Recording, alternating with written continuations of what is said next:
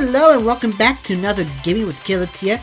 Well, today we are reviewing Button City, a game about friendships being formed at the arcades.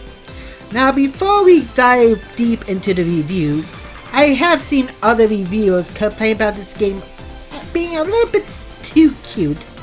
And I just had to think to myself when I read that, like, yeah, it's cute. It's supposed to be cute. It was meant for a much more younger audience than the people who are actually reviewing this game, so to say that it's too cute seems a little unfair to me. But that's just my opinion. Let's just dive right into the review. You play as Finno, the new kid at the block who has to start off the day by getting a sandwich for Mother, which I'm kind of surprised Mother isn't getting the sandwich for her. So, but anyway, you go to the store, get the sandwich, you hear about some kids talking about the arcade, so you went to investigate yourself after getting that sandwich, and a new friendship is born at the arcade. However, your friendship began to be quickly tested when the owner of the arcade, known as Button City, is starting to be sold up to a corporate bigwig, and it's up to you, your friends, and potentially a help of a rival game to stop this sale from happening and to save Button City. Now, there are plenty of fresh quests to be found in this game, and there are simplistic puzzles to solve throughout. However, there is one mini game that does break up the pace a little bit: the Go-Go Bots arcade game. The concept of Go-Go Bots is very simple. Collect as much fruit as possible and get the most into the blender in the center of the stage before your enemy does. There are plenty of power-ups and a little bit of obstacles in your way besides enemies.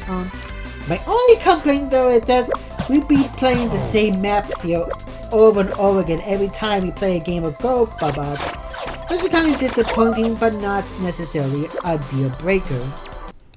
While playing Go-Go Bots may be mandatory for the game, there are two optional arcade games you can play on the side. This one called Revolution Racer, where you're playing a very simple racing game down Watermelon Mountain. It's a pretty solid and cute little mini game. Wish there was more tracks, but once again, not a deal breaker.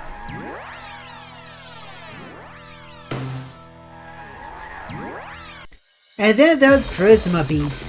I'm gonna be honest, I was never really too good into the Dance Revolution style games, but I do appreciate there being more references to this classic dancing game. And to be honest, this version is not too bad. It's just, once again, I'm not really too good at these type of games myself. Of course, outside of the arcade games, there are some fresh crashes, as I mentioned earlier, in the main game, but also some very simplistic puzzles to solve as well.